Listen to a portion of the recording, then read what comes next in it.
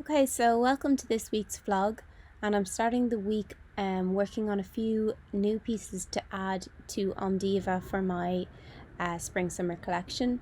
I gave them a full collection a few weeks earlier, but they contacted me to say that it's been selling quite well and that they needed a few new pieces to fill out my rail there. So I'm just going to make a matching skirt and top. So I'm just cutting out the fabric for the skirt now, and then we'll do the top. So let's get into it.